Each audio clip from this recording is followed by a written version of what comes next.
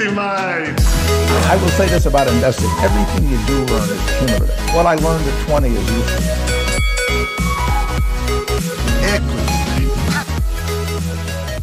Welcome to another episode of Equity Mates, a podcast where we help you learn to invest in 45 minutes or less. We break down the world of investing from beginning to dividend so that you can hopefully make some returns. My name's Bryce, and as always, I'm joined by my equity buddy, Ren. How's it going, bro? I'm good, Bryce. How are you? Good. Always pumped to be chatting about stocks, and here we are again doing a shallow deep dive for our summer series, chatting about stocks that have been recommended or suggested by our community, which was fun. We had about 180 recommendations come in over a few days, and unfortunately we could not get around to 180 of them. We'd be stuck in the studio for hours and hours if that were the case. We have chosen 10, and today a stock that's been pretty hot and is starting to cool down a bit is NEA is the ticker. Nearmap is the name. But before we get to that, a few housekeeping. Yes, what do you got? Our Equity Mates shirts, hot property. They may have all gone by now, depending on when we release this. But if you want to see if you can get lucky and get yourself one, equitymates.com/shop. And the podcast series everyone's been waiting for, Get Started Investing with Equity Mates, is in your podcast feed now. Hopefully you've had a listen, you've had a subscribe, you've rated and reviewed it. But if you haven't, Bryce and I unpack in 12 episodes everything you need to know to get started investing. So if you're listening to these episodes and concepts are going over your head, or you want something a bit more basic, or if you're deep into your investing journey, but you think you're due for a refresher, head over there and listen to that. Absolutely. No better way to start the financially successful year that is going to be 2020 than by getting the basics right. And no better way to get the basics right than with Get Started Investing. Love that plug. Love it. Nice. So let's move across now to Nearmap. Many people may have heard of Nearmap. It has been a hot stock of recent times on the ASX. Has cooled off a little bit, however, as it nears the end of the year. But so what is Nearmap? Well, Nearmap provide high-resolution aerial photographs to companies such as construction, government, architecture firms, engineering, all sorts of companies that require aerial photographs of before and after, perhaps, on an annual subscription basis. That's their revenue model. Founded in Perth about 10 years ago, and now very much on the path towards pushing into the North America market. So that's a bit of a briefing on what they do. Yeah. Now, not satellite imaging. No. They actually fly planes and take photos. Yeah. Which I was surprised by. I don't know. I'm surprised that they can make those costs stack, given there are pretty good satellites in the air. Satellite. They obviously can, because they make a fair bit of money. At its peak earlier this year, they were valued at $1.8 billion. So the market obviously sees something in them. They've come off a bit since then, but they're still valued at over $1 billion. They're at about 1.23 as when we record this, with a share price of $2.72. So I guess maybe to frame this, well, actually, let's frame this in two separate ways. Firstly, in terms of how they made a process better, and then secondly, in terms of the use cases for their product.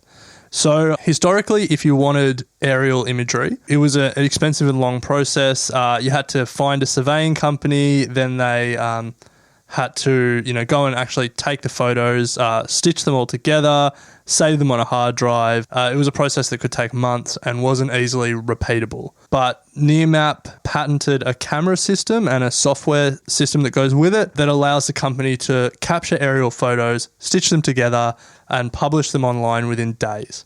So they've really simplified that process. They've lowered the cost of doing it, and basically then they set up a subscription model for people to sign up with their software. Now, they capture images of the same place about 6 times per year in an urban centre. So it's not like you're getting daily updates, but it's better than sort of getting one photo and having to then contract another plane to go and take another set of photos. Yeah. So that's probably the first bit of context in terms of how they created a better mousetrap, how they created a better way of doing something. The second thing that I think naturally comes up is who wants aerial imagery as opposed to satellite imagery? I know. Do you want to? Well, as I was reading through this, something that struck out to me that I hadn't have thought. Obviously, you've got your construction companies and mining sites and all that sort of stuff. But it's people who want before and after images primarily is a good use case. And an area of growth for them is the companies that are affected by severe weather events, such as insurance companies. And we know that climate change and that sort of stuff is having an increasing effect on severe weather, including fires, hurricanes, cyclones in Australia, all sorts of stuff.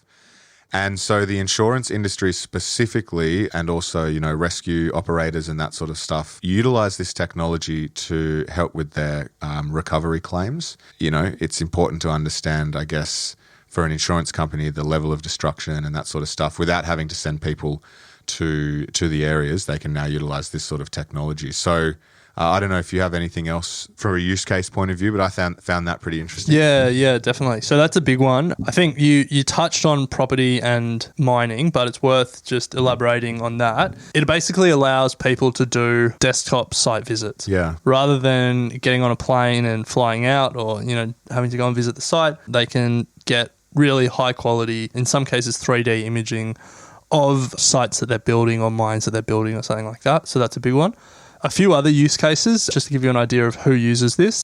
The solar industry is now using it to assess different customers' roof space without having to go out to site. A really interesting one is hedge funds. So in the war to get the best information as soon as possible, hedge funds have gone to the extent of tracking how many cars are in a factory's car park or how many trucks per day leave a factory's, car park, or how a mine is being constructed, whether they think it's going to be delayed or ahead of schedule. Wow. So this only updates 6 times a year, some of these photos. So some of those use cases, they need more sophisticated technology, but there are things like that. 6 times a year, though, is pretty frequent. Like if you're trying to track how many cars come in and out of a... Very true, yeah. You know and what I mean? Track change over time as well. And then I guess the last use case, I'm sure there's different government uses and different, military uses and stuff like that. Well, they probably have their own better satellites, but anyway, there may be some uses there. And I think to give you the context, so when I read that Nearmap updates 6 times a year, the natural question that fell out of that was, well, how much does Google Earth update? Because never really something I'd wondered, but I figure satellites rip around the Earth pretty quickly. But apparently the average map data on Google Earth is between 1 and 3 years old. Wow. So if you compare that, for people who want to do up-to-date desktop site visits of a construction site that they're building or a mine that they're building, or they want to assess a customer's roof space for solar, or they want to look at a disaster area from an insurance company perspective, 3-year-old map data isn't going to cut it. But if it's something that's updating, every 2 months, like Nearmap, you get a much more up-to-date picture. I couldn't find anywhere because obviously they fly just coverage areas, Nearmap, unless it would be a bespoke client, I guess. But to update these areas 6 times a year, they'd just be flying the same routes.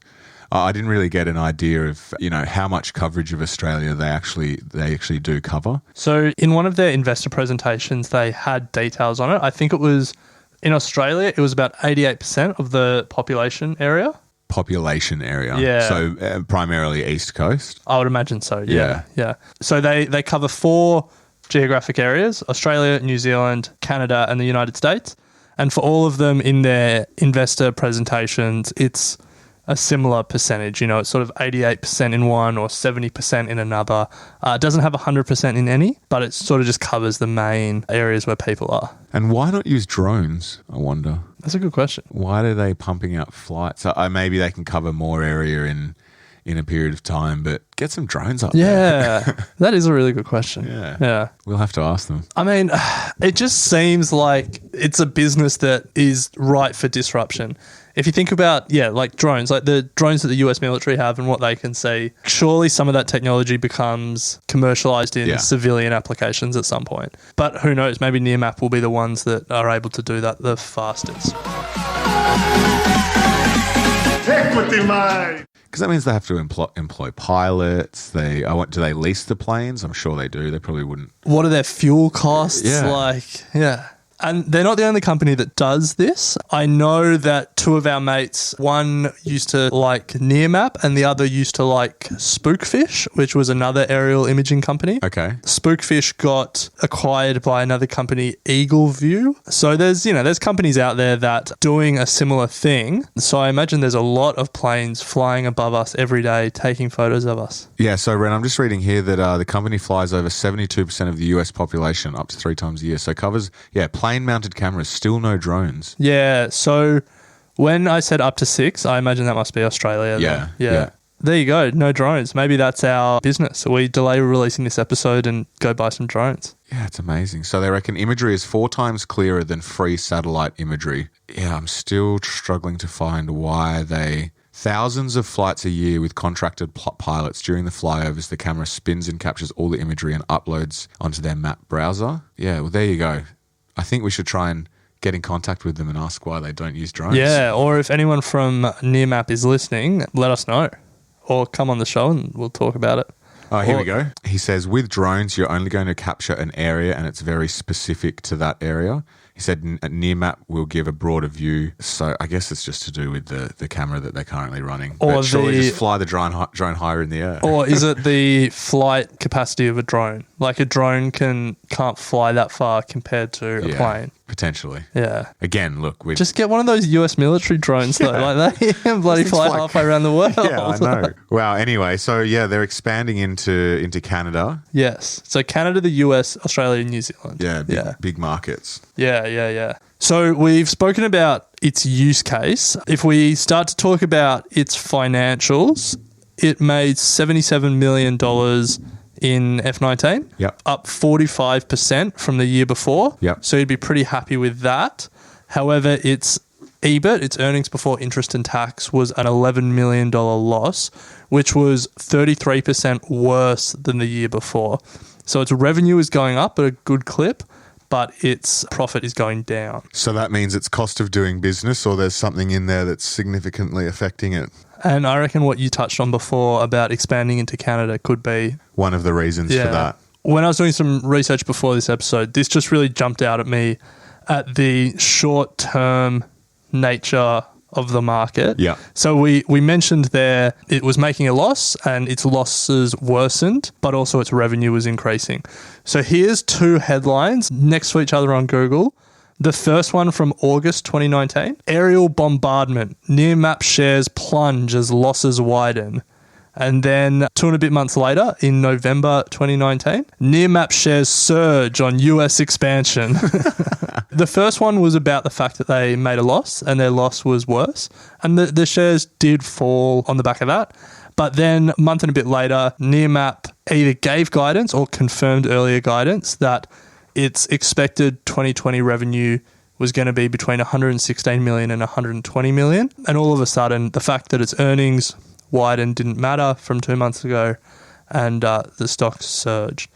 So, I mean, the media was very quick to turn around. Yeah. The market also. Hype driven. Yeah. But if we look at that, so if we take the lower end of that 2020 estimate, so if we say it's going to be $116 million in revenue in 2020, and we're saying it was $77 million in F19 in 2019, then that's a 50% increase in revenue between 2019 and 2020. So, wow. And that's at the lower end of its estimate. So, look, revenue numbers like that get people excited, and there's a good reason for it. It's great growth. What you would hope to see is that as that revenue number increases, the earnings number similarly starts to head back towards positive. Yeah. So obviously the model is driven by subscription. If you have a look at their group subscription growth, North America is where they're getting, in percentage terms, they're getting the biggest growth year on year. Interesting, Ren, one of their major metrics, and we kind of touched on it in a previous episode, it's more to do with their pipeline. Their annualized contract value is ACV, is a metric that they talk about a lot here. Annualized contract value of 90 million, which they say is up 36% on previous year. But I guess that's them just trying to show of their subscriptions that they've got locked in, to the point we made before. calming investors or at least demonstrating to them that they've got enough in the works or enough customers on board that's the value going forward for their contract. If we're getting deep into the metrics, one number that did concern me a little bit was their churn. So from a dollar value perspective, their churn actually looks better. It went from... Hang on, what's churn? It's the rate at which customers are leaving the business. And so in F18, 7.5% of their contracted value left the business, and that dropped to 5.3% in F19. So that looks like an improvement. Somewhere else, they split out churn in terms of customer numbers rather than customer value. And when you look at that, it's actually their churn rate was, in terms of customer numbers, was 11% worse than the year prior. And it looks like about 9.8% of all new and existing business leaves every year. 9.8? Yes. Of new business. Of new plus existing. So I took their existing number and added in their new customer number and then said what's their churn rate as a percentage of that. And it was about 9.8%. So it seems like because the dollar value isn't going anywhere, but the customer number is, it looks like a lot of their lower value customers aren't seeing value in the platform and are leaving. Yeah, that's the issue with a subscription-based model. If you can't do one-off sort of, you know what I mean? You feel like if you're locked in and you don't get value, catch you later. Yeah. And look, that's not necessarily a problem, but the fact that more customers left the business this year than last year is potentially something you would want to watch pretty closely. So Ren, as I said, sales team contribution ratio, never seen it before, but essentially what they're showing is the effectiveness of their sales team. Yes. Which is kind of a weird thing to me, it's like it's all throughout here. I've never seen it before. I think it's primarily to do with businesses that play in this contract value space. Yep. And they're trying to, I guess, show that their sales team are effective and contributing towards their contract value. So in terms of how it's calculated, do you want to just explain that? I mean, sounds like you're all over it. So it's essentially the value generated in ACV, which is contract value. Yeah. So the value generated by the sales team in terms of new contracts, essentially, divided or compared to the costs of obtaining that incremental value. When we first spoke about it, I would have assumed you would want a sales team to pay for itself every year. Yeah. So you'd want that ratio to be above 100%, i.e. Which it is at the moment. Yeah. For Nearmap. Which is if you hire one salesperson at $100,000 a year, you expect them to deliver at least $101,000 in sales. But it turns out that we're unrealistic in You'd terms be a of hard boss. Yes. According to a note in Nearmap's analyst pack, it says with a ratio of greater than 33%, generally seen as effective in a SaaS, so software as a service business. And that essentially means that the business recovers the cost of the customer acquisition costs from the revenues generated by that customer in a 3-year period. So our $100,000 a year salesperson only needs to deliver $33,000 a year in sales to be well average. Effective average. We'll say average. Do a little bit better to be effective. In the instance of Nearmap, their sales team well and above your average and delivering 106%. Yes. So get them on board if you need a sales team. I guess by that logic, like if you can sustain that ratio, you should put on infinity salespeople because they're washing their face every year. Yeah. So you should, like, every incremental salesperson you put on, I imagine would reduce the overall effectiveness because they're probably worse salespeople because otherwise you would have hired them earlier. And more to the point, your leads are less solid. Like you start at the most solid leads who have the most need for the product. Yeah. But like as long as you can keep it above 100% and they pay back in year, keep putting people on. Yeah, absolutely. Yeah. Right. Well, should we have a crack at evaluation? I think it's actually got negative earnings per share, so we're not going to be able to do... Yes. And its losses expanded year on year, so its return on equity is bad as well. Yeah, right. So our traditional forms of having a crack at valuation. Morningstar have come in yesterday. Its last close was 272, sorry. It's now trading at, and its fair value came in at 262. So again, reasonable. I I feel like, I haven't looked at any other Morningstar things other than what you've brought in, but throughout this day that we've recorded all these episodes, I feel like Morningstar anchor to the share price. Yeah, you could probably, it's a daily update. So like, but that doesn't matter if it's daily, if it's a daily update. Like if there has to be some companies where Morningstar disagree with the market. They do disagree. Oh, but like always within a margin of error. Yeah. I want to see them like 40% off in terms of valuation. What we can do is actually go into Morningstar Screener and find ones that fall outside their fair range, but that's unfortunately not part of this. Not any that we've... Yeah, okay. As long as there are those that exist. Oh, there are. Okay. How about I take it as a to-do action and find some stocks for you? Good. So in terms of having a crack at evaluation, did you want to say anything there, Ren? No, I think, look, if Morningstar think it's in the range, who are we to disagree with them? Fair call. Very much a growth company. I think if you did want to look at comparing it, you obviously can't do price to earnings, so maybe you look at something like price to sales and you compare it to some other industry players like Eagleview or Spookfish. Although Spookfish probably isn't publicly traded given it was acquired. That might be a way to compare apples to apples. Nice. Circle of competence? Yeah, I think so. I've actually used, I don't know if it's Nearmap. It may be another service to look at some solar panels before. So yeah, I mean, it's imaging. It's, it's not rocket science. It's not rocket science. It's plain science. Nice, Ren. We'll leave it there and pick it up again next episode. Thanks for listening to Equity Mates Investing Podcast, a production of Equity Mates Media. Please remember that everything you hear in Equity Mates Investing Podcast is general advice only. The content has been prepared without knowing your personal objectives, specific financial circumstances, or goals. The host of Equity Mates Investing Podcast may maintain positions in the companies discussed. Before considering any investment, please read the product disclosure statement and consider speaking to a licensed financial professional.